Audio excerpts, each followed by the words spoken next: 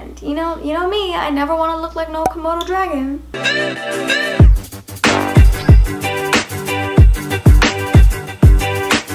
Hey, welcome back.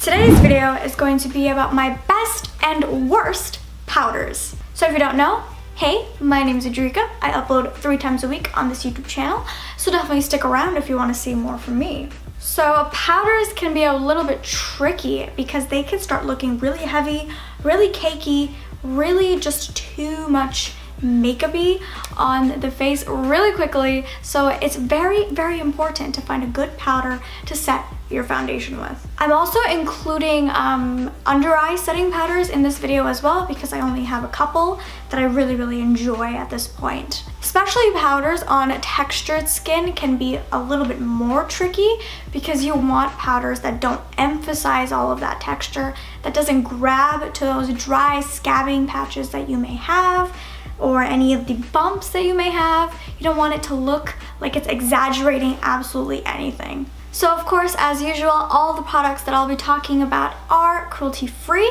Everything that I mentioned in this video and whatever else is on my face will be listed in the description box down below. So if you want to see any of the product links, they'll be down below. So before I begin, if you like me, if you like anything that you see here, please subscribe to this channel, like and comment on this video, and please don't forget to hit the bell notification so you won't miss any of my uploads. So if you want to see what my best and worst powders are, then just keep on watching. So let's start off by doing one from each category, one after the other, just to keep it a little fresh and I don't just talk about the same thing over and over again. So what I look for in a powder is that it is very smooth looking on the skin. It doesn't grab to any of the patches that I may have, any scabbing acne spots, any texture. It doesn't emphasize any of the pores, make them look really dry and cakey and just nasty. So I love powders that are very creamy to the touch. They don't necessarily have to have coverage. I just need them to be a very good texture that doesn't take away the coverage from my foundation. Oftentimes I find that powder can actually lift the foundation off of my face and it just takes away half of the coverage, and a full coverage foundation suddenly turns into a light coverage foundation. So that's definitely not something that I want today, or any day actually. I don't want it any day. So let's start off on a good note. This is the Milani Prep Set and Glow Illuminating Transparent Powder.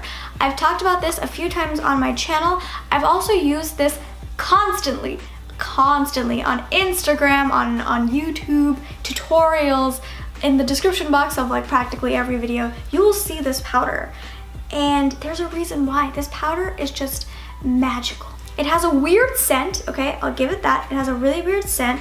There is no sheen to this. I don't know what they're talking about. Talking about some illuminating, no.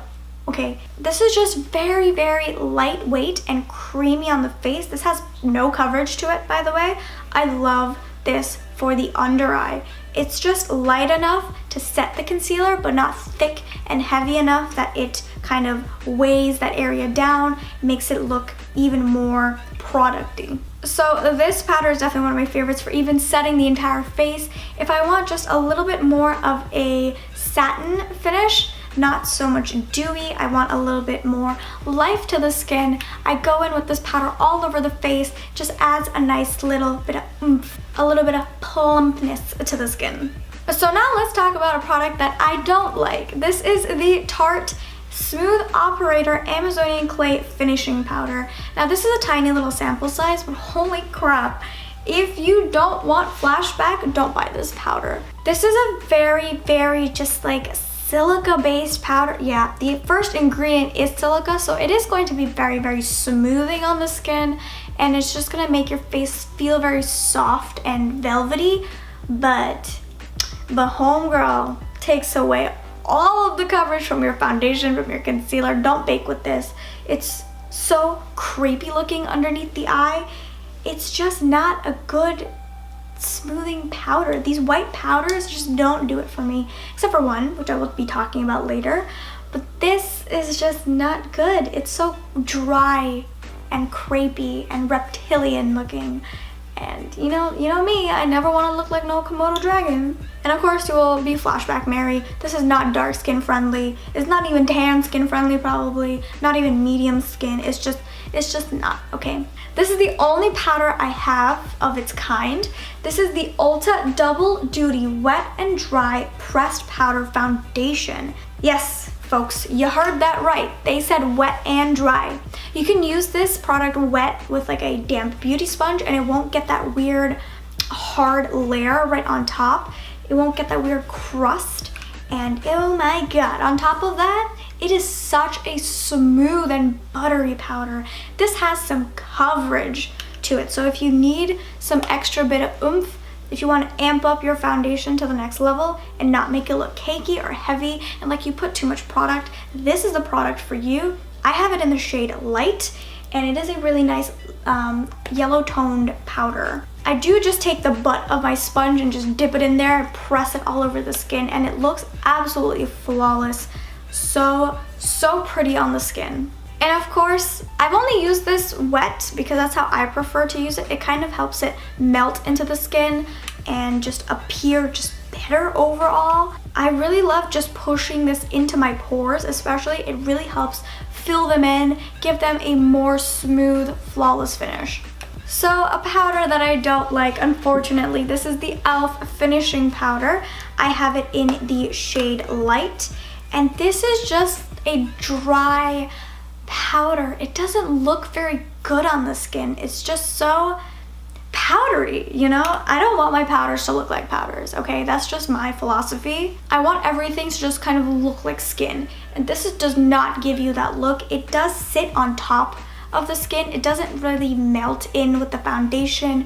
It doesn't really set it down, and it doesn't really control that much oil. None of these products do really. Like, my oil will come through no matter what. My oil can probably survive an apocalypse. This finishing powder is not going to help with that area at all, and it doesn't even look good on the skin, so I see no point in using this. This is such a dry, lightweight powder, but I just don't like it. So this is the white powder that I was talking about that I actually do like. This is the Essence All About Matte Fixing Compact Powder.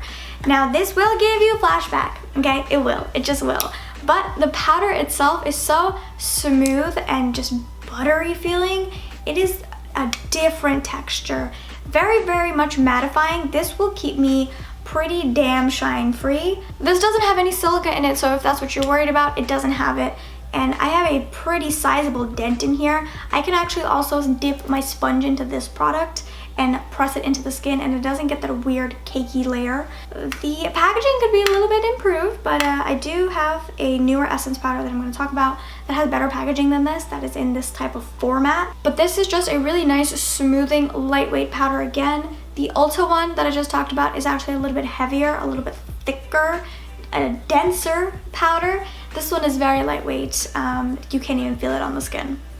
Neither can you feel the Ulta one, but it's just a little bit, it's a little heftier. And another white powder that I don't like. This is the e.l.f. HD Finishing Powder in the shade Sheer. Okay, well, I want to talk about how bulky this packaging is. I do believe they changed it, but like, why did you go with this packaging to begin with? This is huge. It takes up so much space. It comes with a powder puff inside, but the powder itself, again, is silica based. Flashback Mary, hello, I'm a ghost, I'm Casper. It looks dry and heavy on the skin. It's not something that I'm into, and it does make your foundation start to look very creepy, and you look like you aged yourself about 50 years. So that's not what we're trying to do today, so we gonna put her to the side. Now, a loose powder that I love, not for setting the face. I don't set my face with loose powders, but it is still a loose powder that I really, really enjoy. This is the NYX Mineral Set It and Don't Fret It Matte Finishing Powder. Mine is in the shade Light/Medium. This one has a little bit of a tint to it. It does have kind of like a peachy undertone, but what I love this for is for setting my primer. It is the best powder for that. This just fills in the pores without even using a pore filling primer. It controls and mattifies the oil. I'm wearing this on my face today, underneath my foundation, obviously. Looks beautiful on the face. It is so good at doing that trick, this is what I use it for. However, if you're going to set and finish your face with this, this will give you a flashback. Don't bake with this either. This will give you terrible flashback. And it is a very, very thin, lightweight, finely milled powder, so it can just kind of fluff everywhere. It doesn't have a bit of denseness to it, so it can start to look a little crepey if you set the under eyes and your face with it. So this is the last powder of the bad bunch. This is the Flower Light Illusion Perfecting Powder in the shade Nude L2-3.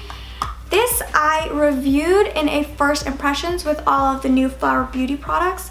This is just not good. It's such a dry powder. It is workable, but it's not one of my favorites. It's quite dry. It can be quite heavy looking. It doesn't sit well even on top of their foundation. It just looks really funky, not quite good. You know when something is just slightly off and everything is like unsettling because it's only slightly off? Yeah, this is that powder. It doesn't look good. I don't like this as much as I like the other ones. And you know, the packaging is really bulky on top of that. Like this is huge, bro. I'm gonna need you to like cut down on like at least 1/4 inch. So the last 3 powders I have are all products that I love. So this is an oldie but a goodie, the Wet n Wild Photo Focus Pressed Powder. This is in the shade Neutral Buff. Beautiful, lightweight, creamy powder. There's just something amazing about this for setting the under eye. I think I got the wrong shade though. I don't know why I keep getting Neutral Buff, okay? I need a warm light. I've realized that I needed a warmer, lighter shade, but it's still a beautiful powder. So just smoothing on the skin without being too heavy. So this is a newer addition to my collection. This is the Too Faced Cocoa Powder Foundation. I have it in the shade Light Medium. They only sell this on Too Faced's website. Holy cow. Okay. It is the powder that I'm wearing on my face right now. I did just take a sponge and dip it in there and stamp it all over the face. Looks beautiful. So beautiful on the skin. It's not heavy at all. It mattifies the skin. The powder foundation is actually very nicely pigmented on top of that. It does give you a decent bit of coverage and it just looks beautiful and flawless. Now the last powder to talk about is the Essence Brighten Up Banana Powder. Now this has become the only powder I use to set my under eyes. I can take my sponge in there and dip it right in and press it underneath the eye. Beautiful finish, so smoothing, and it doesn't cause extra creasing, doesn't cause, you know, excessive creping. It is just a beautifully, just very, very creamy powder. This is like insanely creamy. I can't even tell you. You have to go feel this for yourself in store. This is so refreshing on my really dry under eyes. I also do use this around the pore nose area and it fills the pores in beautifully, mattifies beautifully, doesn't look heavy, doesn't look cakey. This does have a bit of denseness to it like I talked about with the Ulta one, but it is still phenomenal.